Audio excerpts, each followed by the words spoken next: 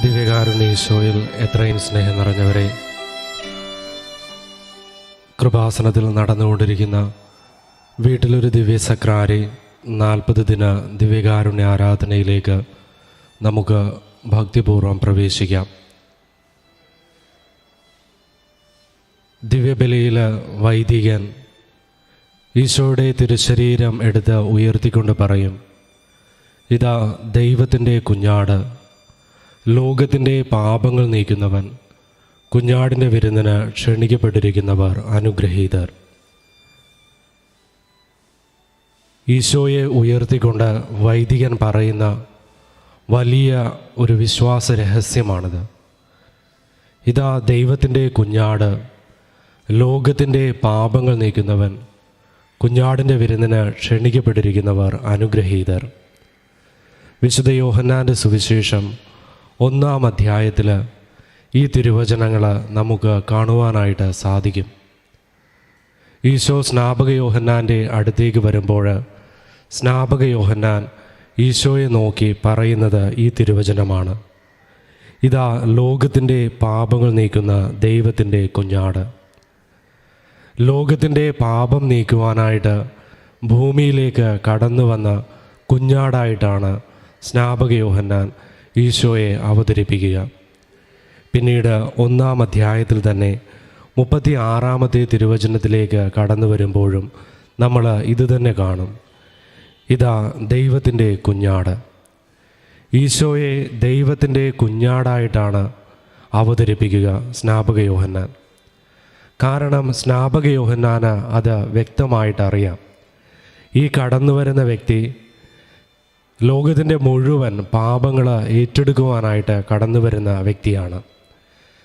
ഈ വ്യക്തിയുടെ മേലാണ് ഇന്നുവരെ ചെയ്തിട്ടുള്ളതും ഇനി ഭൂമിയിൽ ചെയ്യപ്പെടാനിടയുള്ളതുമായിട്ടുള്ള എല്ലാ പാപങ്ങളുടെയും പരിഹാര ബലിയായിട്ട് ഇദ്ദേഹമാണ് അർപ്പിക്കപ്പെടുവാനായിട്ട് പോകുന്നത്. നമ്മൾ ദിവ്യബലി മധ്യേ വൈദികൻ തിരുവോസ്തി ഉയർത്തിയിട്ട് ഇത് തന്നെയാണ് പറയുക. കാരണം ലോകത്തിൻ്റെ പാപത്തിന് പരിഹാരമായിട്ടാണ് ഓരോ ദിനവും നമ്മൾ ഈശോയുടെ കാൽവരി മലയിലെ ബലി വീണ്ടും നമ്മൾ ആഘോഷിക്കുന്നത്. കാരണം നമ്മളുടെ ഓരോരുത്തരുടെയും പാപങ്ങൾക്ക് വേണ്ടി മാത്രമല്ല, ലോകം മുഴുവൻ്റെയും പാപങ്ങൾക്ക് പരിഹാരമായിട്ട്. എന്തുകൊണ്ടാണ് ഈശോയെ കുഞ്ഞാടിനോട് ഉപമിക്കുന്നത്? കാരണം ഇസ്രായേൽ ജനത്തെ സംബന്ധിച്ച് ഭൂരിഭാഗം പേരും ആട്ടിടയന്മാരായിരുന്നു. ആടുകളെ വളർത്തിയിരുന്നു. അതുകൊണ്ട് തന്നെയാണ് ഈശോയാകട്ടെ പലപ്പോഴും ഈശോയുടെ ഉപമകളിൽ ഈശോ നഷ്ടപ്പെട്ടു പോയ ആടിനെക്കുറിച്ചൊക്കെ പറയുക. 100 ആടുകളുണ്ടായിരിക്കെ ഒരാട് നഷ്ടപ്പെട്ടു പോയി കഴിഞ്ഞാൽ നമുക്ക് വേണമെങ്കിൽ കരുതാം, എന്തു വരാനാണ്, പോണെങ്കിൽ പൊയ്ക്കോട്ടെ എന്ന് കരുതാം. പക്ഷേ ഈ ഇടയന് തൻ്റെ ഈ നഷ്ടപ്പെട്ടു പോയ ആടിനോടുമുള്ള അമിതമായ സ്നേഹത്തിൽ നിന്നാണ് ഈ 99നെയും മാറ്റി നിർത്തിയിട്ട് ഈ നഷ്ടപ്പെട്ടതിനെ തിരക്കി ഇറങ്ങുക. അത്രമാത്രം ആട്, ഇടയൻ ഇവയൊക്കെ ഇസ്രായേൽ ജനത്തിൻ്റെ ജീവിതത്തിൻ്റെ വലിയ അടയാളങ്ങളായിട്ട് നമ്മൾ ബൈബിളിൽ കണ്ടെത്തുന്നു. ഇവിടെ നിന്നുകൊണ്ടാണ് ഈശോ കടന്നു വരുമ്പോൾ സ്നാപക യോഹന്നാൻ പറയുക, ഇതാ ദൈവത്തിൻ്റെ കുഞ്ഞാട്, ലോകത്തിൻ്റെ പാപങ്ങൾ നീക്കുന്നവൻ. നമ്മൾ ലേവ്യരുടെ പുസ്തകം 16-ാം അധ്യായത്തിൽ അഹറോൻ ചെയ്യുന്ന ഒരു കാര്യമുണ്ട്. അഹറോൻ ഒരാടിനെ കൊണ്ടുവന്നിട്ട് സമാഗമ കൂടാരത്തിൻ്റെ മുമ്പിൽ നിർത്തിയിട്ട് ഇതിൻ്റെ തലയിൽ കൈകൾ വെച്ച് ഇസ്രായേൽ ജനം ചെയ്ത സകല പാപങ്ങളും ഇതിൻ്റെ മേൽ ആരോപിക്കും.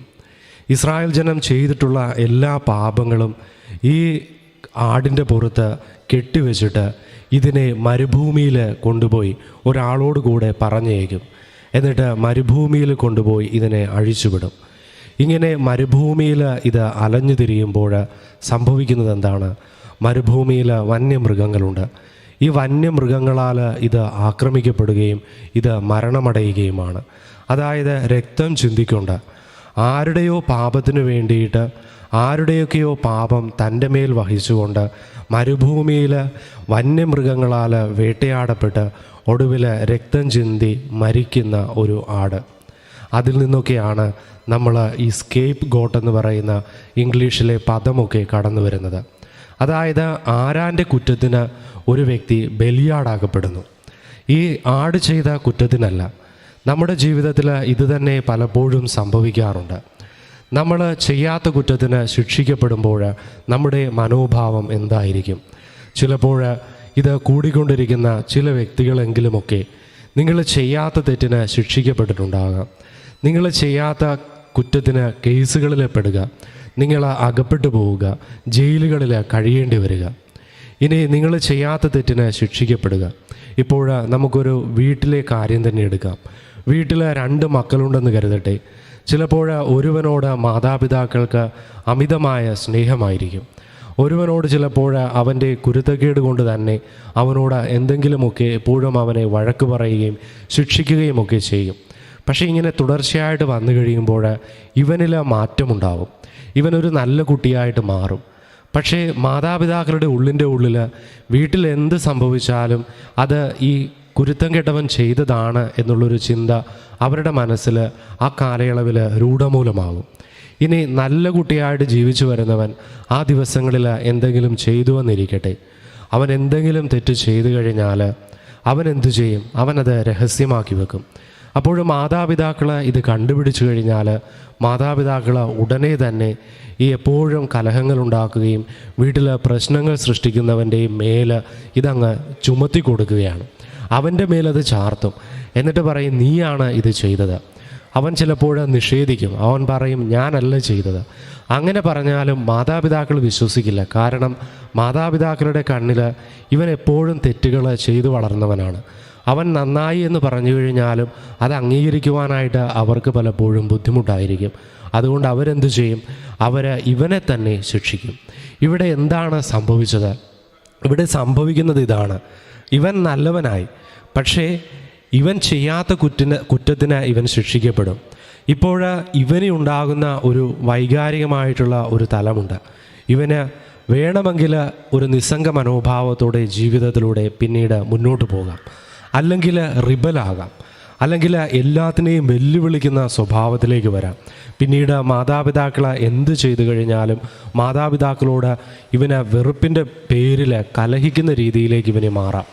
ഇങ്ങനെ പിന്നീട് കുടുംബത്തിലും സമൂഹത്തിലുമൊക്കെ ഇവന് വേണമെങ്കിൽ പ്രശ്നങ്ങൾ സൃഷ്ടിക്കുന്ന ഒരു വ്യക്തിയായിട്ട് വളരാം, അല്ലെങ്കിൽ ഇതും സഹിച്ചുകൊണ്ട് വീണ്ടും നന്മയിൽ തന്നെ വ്യാപരിക്കുവാനായിട്ട് സാധിക്കും. ഇത് ഏത് വേണമെന്ന് ആ വ്യക്തിയായിരിക്കും തിരഞ്ഞെടുക്കുന്നത്. പക്ഷേ ഉള്ളിൻ്റെ ഉള്ളിൽ എപ്പോഴും ഇവനെ അലട്ടുന്നത്, ഞാൻ ചെയ്യാത്ത തെറ്റിനാണല്ലോ ഞാൻ ശിക്ഷിക്കപ്പെട്ടത്. ഇപ്പോൾ പരീക്ഷയിൽ കോപ്പിയടിക്കുന്ന കുട്ടികളായിരിക്കാം. ചിലപ്പോൾ കോപ്പിയടിക്കുന്ന സമയത്ത് പിടിക്കപ്പെടുകയാണ്. ആ സമയത്ത് അടുത്തിരിക്കുന്നവനായിരിക്കും കോപ്പി അടിച്ചത്. അവൻ്റെ അടുത്തേക്ക് ടീച്ചർ വരുന്നത് കാണുമ്പോഴേക്ക് ഇവൻ ഈ പേപ്പർ എടുത്ത് ഈ അടുത്തിരിക്കുന്നവൻ്റെ പേപ്പറിൻ്റെ അടിയിലേക്ക് വെക്കുന്നു, അല്ലെങ്കിൽ തള്ളി വെക്കുന്നു. ഇത് കണ്ട് ടീച്ചർ ഈ കുറ്റം ചെയ്യാത്തവനെ പിടിക്കുകയും ശിക്ഷിക്കുകയും ചെയ്യുമ്പോൾ ഇവൻ്റെ മനസ്സിൽ വലിയ വിദ്വേഷമാണ്. അവന് തൻ്റെ ഇന്നസെൻസ്, അവൻ്റെ നിഷ്കളങ്കത തെളിയിക്കുവാനായിട്ട് ഒരു മാർഗം പോലും ഇല്ലാത്ത രീതിയിലേക്ക് വരും. അപ്പോൾ അവൻ കടന്നു പോകുന്ന വലിയ വൈകാരികമായ പ്രക്ഷുബ്ധത. പ്രിയ സഹോദരങ്ങളെ, നമ്മളുടെ ഓരോരുത്തരുടെയും ജീവിതത്തിൽ ചിലപ്പോൾ നമ്മളും ഇങ്ങനെ ഇതുപോലെയുള്ള അനുഭവങ്ങളിലൂടെ കടന്നു പോകാം. ആരോ ചെയ്ത തെറ്റിന് നമ്മൾ ശിക്ഷിക്കപ്പെടുമ്പോൾ ആ ശിക്ഷ നമുക്ക് ഏറ്റുവാങ്ങുവാനായിട്ട് നമ്മൾ തയ്യാറാവുകയില്ല. അതിനെ നമ്മൾ പ്രതിരോധിക്കും. അത് നമ്മളിൽ നിന്ന് അകന്നു പോകുവാനായിട്ട് നമ്മൾ ആഗ്രഹിക്കും. എങ്കിൽ ഈശോയുടെ ജീവിതത്തിൽ നമ്മൾ കാണുന്നത് മറ്റൊരു കാഴ്ചയാണ്. ഈശോ ഈ ഭൂമിയിലേക്ക് കടന്നു വരുന്നത് മറ്റൊന്നിനുമല്ല, ഈ ജനം മുഴുവൻ ഇന്നുവരെ ചെയ്തതും ഇനി ചെയ്യാനുള്ളതുമായിട്ടുള്ള സകല പാപങ്ങളും തൻ്റെ മേൽ ഏറ്റെടുക്കുവാനായിട്ട് ഈശോനാഥൻ കടന്നു വരികയാണ്. ഇനി കടന്നു വന്നു എന്ന് മാത്രമല്ല, ഈശോ ഈ പാപങ്ങളെല്ലാം ഏറ്റെടുത്തു. പാപങ്ങൾ സന്തോഷത്തോടെ ഏറ്റെടുത്ത് മനുഷ്യരാൽ അത്രമാത്രം നിന്ദിക്കപ്പെടുകയും അപമാനിക്കപ്പെടുകയും പീഡിപ്പിക്കപ്പെടുകയും ചെയ്തു. ഒരു വ്യക്തിയെ എത്രമാത്രം മനുഷ്യനെന്ന നിലയിൽ പീഡിപ്പിക്കാവുമോ അതിൻ്റെ എല്ലാത്തിൻ്റെയും മൂർധന്യ അവസ്ഥയിൽ ഈശോയെ പീഡിപ്പിക്കുന്നുണ്ട്. നമ്മൾ വായിക്കുന്നു, മുഖത്ത് തുപ്പി എന്നൊക്കെ. അതായത് മുഖത്ത് അടിക്കുന്നത് തന്നെ നമുക്ക് വലിയ ഇഷ്ടക്കേടുള്ളൊരു കാര്യമാണ്. ആരെങ്കിലും കരണത്തടിച്ചെന്ന് പറഞ്ഞു കഴിഞ്ഞാൽ അത് പ്രത്യേകിച്ച് പുരുഷനെ ആണെങ്കിൽ ഒരിക്കലും അത് അംഗീകരിക്കുവാനായിട്ട് സാധിക്കില്ല. ചിലപ്പോൾ ഭാര്യാഭർത്താക്കന്മാർ തമ്മിലുള്ള ബന്ധങ്ങളിൽ വഴക്കുകളുടെ ഇടയിൽ ചിലപ്പോൾ ഭർത്താക്കന്മാർ ഭാര്യമാരെ കരണത്തടിക്കും. അടിക്കാൻ പാടില്ല, പക്ഷേ ചിലപ്പോൾ അടിച്ചെന്ന് വരാം, അടിച്ചിട്ടുമുണ്ടാകാം. അത് ചിലപ്പോൾ സ്ത്രീകൾ അംഗീകരിക്കും. പക്ഷേ ഒരു സ്ത്രീ ഒരു പുരുഷൻ്റെ കരണത്തടിച്ചു എന്ന് കേട്ടുകഴിഞ്ഞാൽ അത് പലപ്പോഴും അംഗീകരിക്കാനായിട്ട് സാധിക്കുകയില്ല. എങ്കിൽ ഈശോയാകട്ടെ കരണത്തെ അടികൊണ്ടു എന്ന് മാത്രമല്ല, ഈശോയുടെ മുഖത്ത് തുപ്പി. നമ്മൾ ചിലപ്പോൾ നമ്മുടെ അയൽക്കാരൊക്കെ തമ്മിൽ വഴക്കുകളുണ്ടാകും. ഇങ്ങനെ വഴക്കുകളുണ്ടാകുമ്പോൾ അയൽക്കാർ പരസ്പരം മിണ്ടാതിരിക്കും. ഇവർ പിന്നീട് മിണ്ടില്ല. ഇങ്ങനെ മിണ്ടാതിരുന്ന കുറേയേറെ കാലം കഴിയുമ്പോൾ ചില സമയങ്ങളിൽ വഴികളിലൂടെ ഇവർ മുഖാമുഖം വരുന്ന സന്ദർഭങ്ങളുണ്ടാകും. അപ്പോൾ ദൂരെ നിന്ന് തന്നെ കാണും അവൻ വന്നുണ്ട് അല്ലെങ്കിൽ അവൾ വരുന്നുണ്ട്. അപ്പം തന്നെ ഉള്ളിൻ്റെ ഉള്ളിൽ തിരമാല കണക്കെ ഈ എന്താണ് വെറുപ്പും വിദ്വേഷവും ഒക്കെ ഇങ്ങനെ ഇളകി വരും. ഇങ്ങനെ ഇളകി വരുമ്പോൾ ഇത് പ്രകടിപ്പിക്കണം. പക്ഷേ ഇപ്പോൾ കുറേ കാലമായിട്ട് വഴക്കൊന്നും ഇല്ലാതിരിക്കുകയാണ്. അതുകൊണ്ട് ഇവർ ചിലപ്പോൾ അത് ഒഴിവാക്കാനായിട്ട് നോക്കും. എങ്കിൽ പോലും അടുത്ത് വരുമ്പോൾ ചിലർ എന്തു ചെയ്യും, ഇവരെ കാർക്കിച്ച് തുപ്പും. ഈ വ്യക്തിയെയല്ല, മറിച്ച് പറമ്പിലെവിടെയെങ്കിലും ആയിരിക്കും തുപ്പുന്നത്, പക്ഷേ കാർക്കിച്ച് തുപ്പും. ഈ വരുന്ന വ്യക്തിക്ക് മനസ്സിലാവും ഇവൻ എന്നെ അല്ലെങ്കിൽ ഇവളെ എന്നെ ചെയ്തതാണ് എന്ന് ഇയാൾക്ക് മനസ്സിലാവും. ചിലപ്പോൾ ഇതിൻ്റെ പേരിൽ തന്നെ വേറൊരു വഴക്കുണ്ടാകാൻ സാധ്യതയുണ്ട്. അതാണ് ഈ മുഖത്തടിക്കുക അല്ലെങ്കിൽ മുഖത്ത് തുപ്പുക എന്നൊക്കെ പറയുന്നത്. ഇവിടെയാകട്ടെ ഈശോയും കടന്നു പോകുന്നത് ഇതുപോലെയുള്ളൊരു അനുഭവത്തിലൂടെയാണ്. ഈശോയെ അടിക്കുന്നു, ചാട്ടവാറുകൊണ്ട് അടിക്കുന്നു, മുഖത്തടിക്കുന്നു, ഇനി വിവസ്ത്രനാക്കുന്നു, അതോടൊപ്പം തന്നെ ഈശോയുടെ മുഖത്ത് തുപ്പുന്നു. അതായത് ഒരു വ്യക്തിയെ എത്രമാത്രം നമുക്ക് നിന്ദിക്കാമോ അതിൻ്റെ എല്ലാത്തിൻ്റെയും ഉച്ചകോടിയിൽ ഈശോയെ കൊണ്ടെത്തിക്കും. അപ്പോഴും ഈശോ നിൽക്കുന്നത് എങ്ങനെയാണ്? ഒരു കൊല്ലാൻ കൊണ്ടുവരുന്ന കുഞ്ഞാടിനെ പോലെ ഈശോ നിൽക്കും. കുഞ്ഞാട് ഒന്നും മിണ്ടുകയില്ല. കുഞ്ഞാട് ഇങ്ങനെ നിൽക്കുകയാണ്. രോമം കത്രിക്കാൻ കൊണ്ടുവരുന്ന ഒരു ചെമ്മരിയാടിനെ പോലെ ഈശോ അവിടെ നിൽക്കുകയാണ്. ഒന്നിനോടും പ്രതികരിക്കുന്നില്ല. അറിയാം, ഉള്ളിൻ്റെ ഉള്ളിലറിയാം, ഞാൻ നിഷ്കളങ്കനാണ്, ഞാനൊരു തെറ്റ് ചെയ്തിട്ടില്ല, ഞാൻ ഒരു കാര്യവും ചെയ്തിട്ടില്ല. ഈശോയ്ക്കറിയാം, പാപമൊഴികെ എല്ലാ കാര്യങ്ങളിലും ഞാൻ മനുഷ്യർക്ക് സമനാണ്. പാപമെന്ന കാര്യം എൻ്റെ വാക്കുകൊണ്ടോ പ്രവൃത്തി കൊണ്ടോ ഒരു തിന്മയും ഇന്നേ വരെ ആർക്കും ചെയ്തിട്ടില്ല. എങ്കിലും ഏറ്റവും കൂടുതൽ തിന്മ ചെയ്ത ഒരു വ്യക്തിയെപ്പോലെ ആണ് ഈശോയെ അവർ കാണുകയും ഈശോയോട് അവർ പെരുമാറുകയും ചെയ്യുന്നത്. ഇങ്ങനെ കടന്നു പോകുമ്പോഴും ഈശോയാകട്ടെ ഒരു കുഞ്ഞാടിനെ പോലെ അവിടെ നിൽക്കുകയാണ്. നമ്മളെ സംബന്ധിച്ച് അസാധ്യമായിട്ടുള്ള ഒരു കാര്യമാണ്. നമുക്ക് സ്വീകരിക്കുവാനായിട്ട് ഒരിക്കലും സാധിക്കുകയില്ല. എന്തെങ്കിലുമൊക്കെ ചെറിയ പിണക്കത്തിൻ്റെ പേരിൽ നമ്മൾ മിണ്ടാതിരിക്കും. ചെറിയ കാര്യങ്ങളുടെ പേരിൽ വലിയ കലഹങ്ങളിലേക്ക് നയിക്കും. ഇവിടെയാകട്ടെ ഒരു കുറ്റവും ചെയ്യാതെ സകല കുറ്റവും തൻ്റെ മേൽ ആരോപിക്കപ്പെടുമ്പോഴും തന്നെ എല്ലാവരും ഒരു പരിഹാസ പാത്രം കണക്കെ ഒരു പുറന്തള്ളപ്പെട്ടൊരു വ്യക്തിയോടെന്നതുപോലെയൊക്കെ വിജാതീയനോടെന്നൊക്കെ പോലെ തന്നോട് പെരുമാറുമ്പോഴും ഈശോ നിശബ്ദനായി നിൽക്കുന്നു. പ്രിയ സഹോദരങ്ങളെ, നമ്മൾ ദിവ്യകാരുണ്യ ഈശോയുടെ മുമ്പിൽ പ്രാർത്ഥിക്കുന്ന ദിനങ്ങളാണ്. ഈ ഗെത്സമൻ തോട്ടത്തിൽ ഈശോ ചോര വിയർത്തുവെന്ന് നമ്മൾ ധ്യാനിക്കുന്നുണ്ട്. ഈശോ ചോര വിയർക്കുന്നു. കാരണം ഈശോയ്ക്കറിയാം ഇനി കടന്നു പോകുവാനിരിക്കുന്ന പീഡകൾ ഇതാണ്. കാരണം ഈശോയുടെ ദൈവീകതയിൽ ഈശോയ്ക്ക് ദർശിക്കുവാനായിട്ട് സാധിക്കണം. ഈശോ കടന്നു പോകുവാനിരിക്കുന്ന പീഡകൾ ഇതാണ്. ഇനി ഈശോ കടന്നു പോകുന്നത് എന്തിനു വേണ്ടിയിട്ടാണ്? ഇന്നേ വരെ മനുഷ്യർ ചെയ്തിട്ടുള്ള സകല പാപങ്ങൾക്ക് വേണ്ടി, ഇനി ചെയ്യുവാനുള്ള സകല പാപങ്ങൾക്ക് വേണ്ടി കുറച്ചുകൂടി ആഴത്തിൽ നമ്മൾ ദിവ്യകാരുണ്യ ഈശോയുടെ മുമ്പിലിരുന്ന് ധ്യാനിച്ചാൽ ഈശോ ദിവ്യകാരുണ്യമായി നമ്മുടെ മുമ്പിൽ എഴുന്നള്ളുമ്പോൾ പോലും നമ്മൾ ഈശോയോട് കാണിക്കുന്ന നിന്ന അപമാനങ്ങളുണ്ട്. ദിവ്യകാരുണ്യ ഈശോയോട് പോലും നമ്മൾ കാണിക്കുന്ന നിന്ന അപമാനങ്ങളുണ്ട്.